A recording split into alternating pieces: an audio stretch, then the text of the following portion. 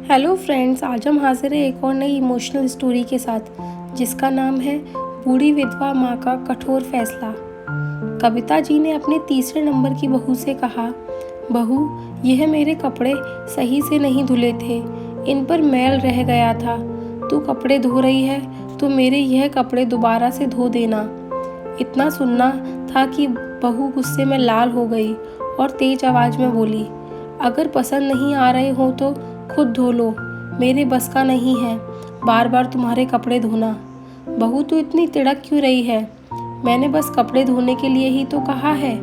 इस पर बहू और भी ज़्यादा भड़क जाती है और बात बहुत ज़्यादा बढ़ जाती है और बहू पैर में से चप्पल निकालकर सास को मारने दौड़ती है और चप्पल सास की तरफ फेंक देती है।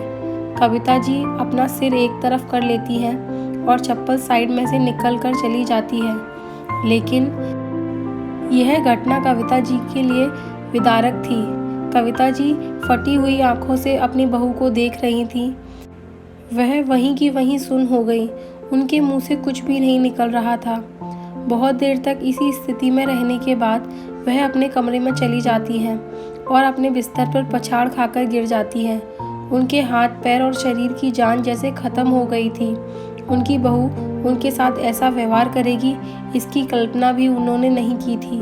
पति के देहांत को अभी 3 ही महीने हुए थे। अभी तो मैं पति के जाने के गम से बाहर भी नहीं आई थी। अभी तो मेरे मन की वेदना भी खत्म नहीं हुई थी और आज मेरी बहू ने मेरे साथ ऐसा नीच कर्म किया है। आंसुओं की धारा उनकी आंखों से लगातार ही बही जा रही थी। उनके हृदय में तूफानों की आंधी चल रही थी। उनका हृदय मानो अभी रुक जाएगा। इस समय उनको इतनी ज़्यादा पीड़ा हो रही थी कि इतनी पीड़ा अगर किसी पहाड़ को हो जाती तो वह पहाड़ भी टुकड़े टुकड़े होकर बिखर जाता। यही दिन देखना बाकी था। बेटा भी वहीं अपनी पत्नी के साथ खड़ा था। यही दिन देखना बाकी था कि औलाद के हाथों मार खाओ, पर उसे इतनी नीच हरकत करते पर कुछ नहीं कहा। काश यह धरती फट जाती भी और मैं उसमें समा जाती। आप मुझे छोड़कर क्यों चले गए? आपके बदले मैं चली जाती तो यह दिन देखना नसीब नहीं होता। कविता जी अपने पति रोशन चौधरी जी को याद करके और भी ज़्यादा रोने लगी।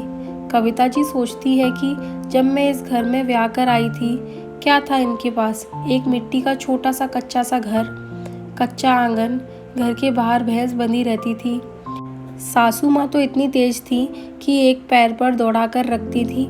एक काम खत्म करके हटती तो दूसरा काम बता देती थी। माँ जी के सामने कभी बोलने की हिम्मत तक नहीं होती थी। अगर कोई काम गलत हो जाता तो इतना डर लगता था कि अब क्या होगा। माँ की डांट से बहुत घबराहट होती थी। भैंसों का भी सारा काम करना पड़ता था। भैंसों को चारा डालना, भैंसों को पानी पिलाना, भैंसों को नहलाना और घर का भी सारा काम करना पड़ता था। मेरे 4 बच्चे हो चुके थे, 2 बेटे और 2 बेटी। 2 बेटे माँ जी के देहांत के बाद हुए। चारों बेटों के नाम और बड़ी बेटी का नाम कमला और संजय, कमल, किशोर और दीपक थे। छोटी बेटी का नाम सरला था।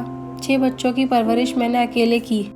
घर का सारा काम, बच्चों का सारा काम और उसके साथ में भैंसों का सारा काम करके सुबह से शाम तक थक जाती थी। मुझे कभी सांस लेने की भी फुर्सत नहीं मिली। रोशन चौधरी जी जानवरों के खरीदने और बेचने का काम करते तजुर्बा हो गया था कि इस काम में थे। धीरे धीरे उन्हें इस काम का बहुत अच्छा पैसे बचने लगे थे। घर का खर्च कविता देवी जी भैंस के दूध बेचकर निकाल लेती थी और रोशन चौधरी जी जो कमाते थे वह बच जाता था। इसलिए धीरे धीरे रोशन चौधरी जी की आर्थिक स्थिति बहुत अच्छी हो गई थी। रोशन चौधरी जी के एक ही भाई थे, वह भी बराबर में रहते थे। उनके 2 बेटे थे। उन दोनों बेटों ने अपना मकान कहीं और जाकर बना लिया था, इसलिए हमने उनका हिस्सा भी ले लिया था और एक मकान खरीद लिया था। अब हमारे पास 3 मकान की जगह हो गई थी। तीनों मकानों को हमने एक जगह कर लिया था। अब हमारा घर काफ़ी बड़ा हो गया था। हमने यह सोचकर बराबर के मकान ले लिए थे कि 4 बेटे हैं, चारों की शादी के बाद बड़ा घर चाहिए होगा, तो हमने पहले ही इंतज़ाम कर लिया था। 2 कमरे एक तरफ और 2 कमरे एक तरफ बनाकर बीच में बरामदा बनाया था और सामने हमने अपना कमरा बनाया था। चारों कमरे अच्छे खासे बड़े बनाए थे और एक एक कमरा एक एक बेटे को दे दिया था। रोशन चौधरी जी ने भी बहुत मेहनत की, पाई पाई जोड़ी और एक 10 बीघे का आम का बाग खरीद लिया था और थोड़ी सी ज़मीन भी ले ली थी। चौधरी जी का घर में बहुत रौब था। उनके आगे कोई भी लड़का नहीं बोल सकता था। जो चौधरी साहब ने कह दिया घर में वही होता था। कविता देवी भी स्वभाव से सख्त मिजाज की औरत थी, लेकिन अंदर से उनका हृदय बहुत कोमल था। धीरे धीरे करके उन्होंने अपने चारों बेटों की शादी और दोनों बेटियों की शादी भी कर दी। दोनों बेटियां सुखी संपन्न परिवार में गई थीं। उनकी दोनों बेटियां अपने ससुराल में बहुत खुश थीं। उनकी बेटियों को ससुराल में किसी प्रकार की कोई कमी नहीं थी। कविता देवी जी की चारों बहुएं उनका हर कहना मानती थी। घर का सारा काम कविता देवी जी की देखभाल में होता था। किसको क्या देना है, किससे क्या लेना है, यह सभी काम कविता देवी जी ही देखती थी। सब कुछ ठीक चल रहा था। चारों बच्चे आज्ञाकारी थे, बहुएं भी आज्ञाकारी थी। रोशन चौधरी जी भले चंगे थे, उन्हें कोई बीमारी भी नहीं थी। बस अचानक सीने में दर्द उठा और 10 मिनट के अंदर ही उनकी देह ने प्राण त्याग दिए और हम बस देखते रह गए। हम कुछ भी ना कर सके। चौधरी साहब क्या गए, घर की रौनक ही चली गई। सारी जिंदगी मेहनत करके तिनका तिनका जोड़ जोड़ कर अपने वह सब बिगड़ चुकी थी। चारों बच्चे घर की जो व्यवस्था हमने बनाई थी, अब तक जो आज्ञाकारी थे वे अपनी मनमानी करने लगे थे। बहुएं भी अब अपना कहना मानती थी, अपनी मनमर्जी जलाने लगी थी और आज तो हद ही हो गई थी। किशोर की पत्नी ने तो आज हाथ ही उठा दिया था।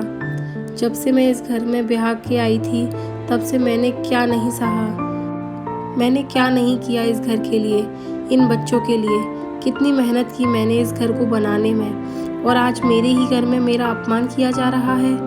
यह दर्द, यह तकलीफ मैं कैसे सहूँ। मेरे हृदय में अंगार दहक रहे हैं जिसे दुनिया का कोई भी सागर नहीं बुझा सकता। अपने मन की वेदना को मैं कैसे शांत करूं। यही सोचते सोचते कविता देवी जी पूरी रात रोती रहती थी। उनकी आंखें रोते रोते सूज गई थी। उन्हें किसी तरह करार नहीं आ रहा था। दिन से शाम, शाम से रात और रात से सुबह हो गई थी, लेकिन कोई सा बेटा बहू उनके पास नहीं आया था। इस बात की उन्हें और भी ज़्यादा तकलीफ हो रही थी। उन्होंने अपने आंसू साफ किए और खड़ी हुई और एक बैग लिया। उसमें उन्होंने कुछ कपड़े रखे, ज़मीन, बाग और घर के कागजात रखे। जितना कैश उनके पास था और जेवर उनके पास थे अपने बैग में रखे और अपने घर से निकल पड़ी। जब वह घर से बैग लेकर जा रही थी तो किसी बेटे और बहू ने उन्हें रोकने की कोशिश तक नहीं की। कविता जी घर का सामान लेकर निकल चुकी थी, किंतु उनके हृदय में अनेक प्रकार की दुविधा ने जन्म ले लिया था, क्योंकि जब से कविता जी इस घर में बहू बनकर आई थी तब से कभी भी ऐसे सामान के साथ मायके नहीं गई थी। ससुराल की जिम्मेदारियों ने कविता जी को इस कदर बांध दिया था, कभी ऐसी नौबत ही नहीं आई कि सामान लेकर मायके जाना पड़े। आधे दिन या एक रात के लिए अपने मायके जाती थी और लौट आती थी, किंतु जाना तो था ही। बहुत साहस के साथ घर से कदम रखा कि सामने की खाट पर भाई विराजमान थे, हुक्का पी रहे थे। कविता जी को देखा तो चौंक गए और कहने लगे, बहन। भाई भाभी को उत्तर क्या दूंगी, वे दोनों प्रश्न ज़रूर करेंगे कि ऐसे अचानक कैसे आना हुआ। यही सोचते सोचते कविता अपने माँ के द्वार पहुँच जाती है। अंदर जाने की हिम्मत ना होती। कविता, तुम आज ऐसे अचानक, सब कुशल मंगल तो है ना बहन। तभी भाभी भी अंदर से आई और अपनी ननद को देखकर प्रसन्न हो गई। अरे दीदी, आप, कितना अच्छा लग रहा है आपको देखकर। दीदी आइए ना, अंदर आइए, आप तो वहीं खड़ी हो गई हैं। हाँ हाँ बहन, अंदर आओ। कविता जी ने अपना सामान एक तरफ रखा और दूसरी खाट पर वहीं बैठ गई। भाभी ने कविता को जल पिलाया, फिर भोजन लेने चली गई। कविता जी के चेहरे पर परेशानी का साया था, जो कि साफ दिखाई पड़ रहा था। कविता जी के भाई ने प्रश्न किया, कविता बहन, क्या बात है? मैंने तुम्हें कभी ऐसे आते हुए नहीं देखा और ना ही कभी तुम इतने सामान के साथ आई हो। सब कुशल मंगल तो है ना, कोई बात तो नहीं है ना? कविता जी के भाई सोमनाथ चौधरी ने विचार पूर्वक प्रश्न किया। नहीं नहीं भाई, ऐसी कोई बात नहीं है। तुम तो जानते हो भाई चौधरी जी के जाने के बाद मैं किस तरह से संभली हूँ। उनके रहते किसी भी दिन घर में मायूसी नहीं पसरी। जब देखो कुछ ना कुछ करते ही रहते थे तो मन लगता रहता था, किंतु अब तो जैसे घर में मातम पसरा रहने लगा है। किसी काम में मन नहीं लगता। काम तो सारे हो जाते हैं, किंतु वो बात नहीं जो चौधरी जी के रहते थी। इसलिए कुछ दिन यहाँ रहने आई हूँ, हृदय को भी शांति प्राप्त होगी। कविता जी ने दुखी मन से उत्तर दिया। हाँ बहन, अच्छा किया, तुम्हारा घर है, जितने दिन रहना हो रहो। तभी भाभी भोजन लेकर आ जाती है। कविता जी भोजन करती हैं, फिर अपना सामान रखकर खाट पर बैठ जाती हैं। कुछ देर सोचती रहती हैं, फिर लेट जाती हैं, फिर लेटकर गहरी सोच में डूब जाती हैं। कविता को अपनी बहू का व्यवहार बार बार सामने आकर सता रहा था। उस दृश्य को भूलना चाहती, किंतु रह रहकर याद आ जाता था। इस दृश्य से कविता के हृदय पर सैकड़ों वार कर डाले थे और किसी से कुछ कह भी नहीं सकती थी। इस बात को लेकर कविता जी अंदर ही अंदर घुटती रहीं। आंखों से आंसू भी बहने लगते तो साफ करती रहती, फिर खोल लेती। फिर आधी रात में जाकर नींद आई। कविता जी भी काम में लग गईं। अगली सुबह उठकर नाश्ता कर के कविता ने यह सोचा कि आज शायद बेटा बहू पोता पोती कोई तो आएगा मुझे लेने। आ जाएगा कोई सही। कविता प्रतीक्षा में थी, कोई आएगा तो चली ही जाऊंगी। वहाँ भी मेरे 70 काम अधूरे हैं, जाकर अपने काम करूंगी। कविता जी दरवाजे की ओर देखती रहीं। काम करते करते, खाते पीते, बातें करते करते शाम का समय आ गया। कविता जी दरवाजे की ओर देखती, फिर दिल महसूस कर रह जाती। अब रात का समय हो गया। भोजन करके फिर से अपनी खाट पर लेट गईं और सोच में डूब गईं। सोचते सोचते नींद में खो गईं। सुबह सवेरे जागी कि आज तो मैं चली ही जाऊंगी। दरवाजे की ओर देख रही थी तो देखा कविता जी की दोनों बेटियां अपने बच्चों के साथ आ रही हैं। कविता जी के चेहरे को मुस्कान ने छू लिया। सब बच्चे कविता जी के गले लग गए। कविता जी की बड़ी बेटी का बेटा गौरव और छोटी बेटी की बेटी रूबी कविता जी की जान थे। गौरव और रूबी अपनी नानी से बहुत प्यार करते थे। गौरव और रूबी कविता जी की सेवा करते थकते नहीं थे और अपनी नानी को बहुत हंसाते थे।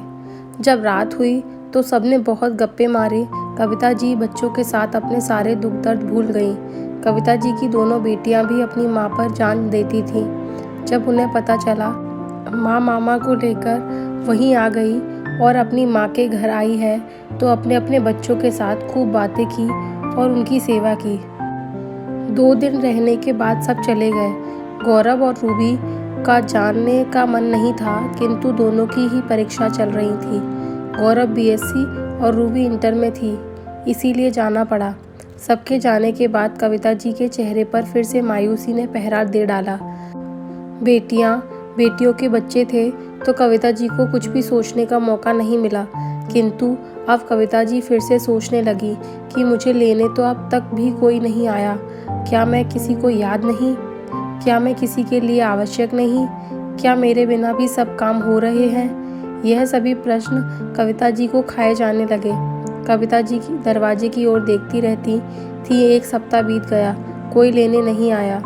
ऐसे ही देखते देखते 1 सप्ताह से फिर 15 दिन बीत गए। कविता जी के घर में उनके बच्चों का यह हाल था कि सब ईश्वर का शुक्र अदा करते रहते कि अच्छा है बुढ़िया टली और जाएगी कहाँ, अपने भाई के जाकर फिर आ टपकेगी यहीं। और रही बात जायदाद की, तो माँ है हमारी, लेकर कहाँ जाएगी, सब हमारा ही तो है, हमारे ही नाम करेगी। उधर कविता को जब अपने भाई के घर रहते 15 दिन हो चले तो सोमनाथ भाई को उनके लिए चिंता सताने लगी। सोमनाथ भाई ने अपनी पत्नी से भी इस बारे में वार्तालाप की। भाभी भी चिंता व्यक्त करने लगी। सोमनाथ भाई बहुत ही सज्जन व्यक्ति थे, दयालु समझदार व्यक्ति थे। सोमनाथ भाई की पत्नी भी संस्कारी महिला थी। दोनों का यह चिंता सताने लगी कि ऐसे ही आई थी और 15 दिन बीत चुके, सब कुशल है ना। तो सोमनाथ भाई ने कविता जी से इस बारे में वार्तालाप की तो कविता जी ने अपने भाई को सब बता दिया। सोमनाथ भाई ने कविता जी को सांत्वना दी और उन्हें समझाने लगे कि कोई नहीं आया तो तुम स्वयं चली जाओ, वे सब तुम्हारे बच्चे हैं, तुम्हारी अपनी औलाद है, अपना घर संभालो। वे सब तुमसे डर रहे होंगे, तुम्हारे आने की प्रतीक्षा कर रहे होंगे। कविता जी की आंखों में से आंसू बहने लगे और कहने लगी कि भाई, मैंने तुमसे सारी बात नहीं बताई, लेकिन अब मुझसे और नहीं सहा जाता। अब मुझे अपना हृदय तुम्हारे सामने खोलकर रखना ही पड़ेगा। सोमनाथ भाई चौंक जाते हैं और कविता के कंधे पर हाथ रखते हैं। कविता जी अपने भाई सोमनाथ को अपनी बहू का व्यवहार बता देती हैं। सोमनाथ भाई अपनी बहन को सांत्वना देते हैं और चुप करते हैं और समझाते हैं। कविता जी कहती हैं कि मैंने सोचा था कि मुझे कोई ना कोई लेने आ ही जाएगा, लेकिन ये ना सोचा था कि कोई भी नहीं आएगा। किसी ने आकर झूठ को भी अपनी माँ की सुध नहीं ली, किसी को भी मेरी याद नहीं आई, किसी को भी मेरी आवश्यकता नहीं। कविता जी का कलेजा फटकर मुंह में आ रहा था। कविता जी का हृदय तेज गति से दौड़ रहा था। कविता जी कहती हैं, जो पीड़ा मैंने अपने बच्चों के जन्म के समय भी मैं भी ना सही, वो आज सह रही हूँ। इतनी पीड़ा मैंने अपने जीवन में इतने कष्टों में भी ना सहे, जो आज एक साथ सह रही हूँ। मेरे 4 लड़के हैं, चारों में से मैं किसी की भी प्रिय ना बन सकी, चारों में से किसी का हृदय ना तड़पा अपनी माँ के लिए। बहुएं तो बहुएं हैं, अपने चारों बेटे अपने ना हो सके तो किसी से क्या कहना। एक भी अपनी माँ की सुध लेता तो हृदय को करार आ जाता, लेकिन अब क्या करूँ मैं, मेरा ईश्वर तू ही बता। कविता जी बहुत रोती हैं। सोमनाथ भाई और उनकी पत्नी उन्हें सांत्वना देते हैं और उनके कमरे में छोड़ आते हैं। बाहर आकर सोमनाथ भाई अपनी पत्नी से कहते हैं कि अभी उसे सो लेने दो, कल तक ठीक हो जाएगी, और कहकर अपने कमरे में चले जाते हैं। कविता अपने हृदय में दुखों का सागर लिए रोए जा रही थी। फिर कविता ने अपने आंसू साफ किए और सो गई। सुबह जागते ही कविता थोड़ी दूर पर बने अपने ताऊजी के मकान में गई, जहाँ कुछ पहलवान व्यायाम करने लगे हुए थे और कविता जी के बड़े भाई ताऊजी के बेटे हरिवंश चौधरी जी उनके शिक्षण दे रहे थे। उन्होंने देखा तो तुरंत पूछा, कविता बहन, तड़की तड़क यहाँ कैसे? मैंने सुना तो था तू घर आई हुई है, लेकिन व्यस्त के चलते आ ना पाया। कुछ परेशान लग रही है। चल हरिवंश अपनी बहन को अंदर ले जाते, भीतर चल, जब बताइए सारी बात है। और कविता के सारी बात बताने पर सांत्वना देते हैं और कहते हैं कि जब तेरा यो भाई जीवे है, तू दिक्कत ना मानिए कोई, तू घर जा, रोटी खा जाके, मुझ पे छोड़ दे। कविता को ठाटस बांधते घर रवाना कर देते हैं और अपने पहलवानों को कहते हैं, बालकों, इब तैयार हो जाओ, इब थारी असली परीक्षा है। हरिवंश चौधरी जी बहुत इज्जतदार, रुआबदार, बड़ी मूंछों वाले, बड़े कद काठी वाले, बड़े साहसी, निडर पहलवान व्यक्ति थे। अच्छे अच्छों की पुंगी बच जाती थी। जब अपने पहलवानों के साथ कविता जी के घर पहुंचते हैं तो उन्हें देखकर कविता जी के बेटे बहुओं के होश उड़ जाते हैं। हरिवंश को देखा तो उन्हें लगा जैसे कोई बब्बर शेर आ रहा हो। कविता जी के बेटे तो पहले ही हरिवंश से डरते थे, आज तो उनका हृदय धरती पर आ गिरे। हरिवंश जी कहते हैं, इब सुन लो कान खोलकर सब मेरी बात। 10 मिनट के अंदर अंदर यदि यो घर खाली ना करा तो मेरे पट्टे जवान लठ लावेंगे और शरीर का कोड़ा कोड़ा सुझा देवेंगे। इब जिसे बात समझ आ गई हो वो मर जा परेकू, और जिसे ना आई हो वो आ जा उरेकू, कोड़ा को सुझवाने। इतना सुनना था कि सारे बेटे बहू अपने शरीर का कोना कोना बचाने के लिए तुरंत अपना सामान जो भी हाथ लगा लेके भाग खड़े हुए। उनकी तो इतनी हिम्मत भी नहीं हुई कि हरिवंश जी से कोई प्रश्न करे। कविता अपने भाई हरिवंश जी का धन्यवाद करती है तो हरिवंश कविता जी के सर पर हाथ रख देते हैं। कविता अपने घर जमीन सब बेच देती है और एक छोटा सा घर लेती है, जिसमें कविता के पास गौरव और रूबी रहते हैं और कविता की खूब सेवा करते हैं, खूब हंसाते हैं। एक दिन अपना सा मुंह लेकर सारे बेटे बहुएं आते हैं, क्षमा मांगते हैं और कहते हैं, माँ हमें भी अपने साथ रख लो या हमारे साथ चलो। माँ कहती है कि अब होश आई तुम्हें मुझे लेने की, जब मैं प्रतीक्षा करती रही दिन रात तक, तब कोई सुध न ली किसी ने भी मेरी। चारों बेटे बहुएं एक दूसरे को दोषी ठहराने लगे। कविता जी कहती हैं कि वो तो चौधरी जी सब मेरे नाम कर गए थे, जो आज मैं यहाँ खड़ी भी हूँ। नहीं तो जीते जी तो तुम मार ही डाला था तुमने मुझे। जब तुम में से किसी ने मेरी सुध ना ली तो अब मैं क्यों तुम्हारी सुध लूँ। मैं तो माँ हूँ, माँ का हृदय तुम्हें क्षमा कर भी देगा, लेकिन एक विधवा औरत भी हूँ, बूढ़ी औरत, और एक बूढ़ी औरत अब तुम्हें क्षमा नहीं करेगी। तुम लोगों ने इतने दुख दर्द दिए, इतने घाव दिए हैं, इतने आंसू दिए हैं कि यह मासूम सा हृदय अब पत्थर बन चुका है। जो मैंने दर्द सहे उसका बदला तुम कभी भी नहीं उतार सकते, इसलिए तुम्हारी यही सज़ा है। अब कहीं भी जाकर रहो। मुझे मेरे बच्चे मिल गए हैं, गौरव और रूबी मेरे बच्चे हैं, और इन्हीं के नाम मैंने अपनी जायदाद कर दी है। चारों बेटों को सदमा लग जाता है और बच्चों की तरह रोने लगते हैं। तभी गौरव रूबी जोर से चिल्लाते हैं, हरिवंश अंकल जी, आप तो ललिता के बच्चे वहाँ से गायब हो जाते हैं। गौरव और रूबी ने ऐसे ही मजाक किया था और अपनी नानी के गले लग जाते हैं। नानी भी बहुत हंसने लगती है। माँ की दुआ कभी खाली नहीं जाती, माँ की दुआ कभी टाली नहीं जाती। माँ बर्तन मांजकर भी 5 बच्चे पाल लेती है, पर 5 बच्चों से एक माँ पाली नहीं जाती। अगर आप लोगों को ये कहानी अच्छी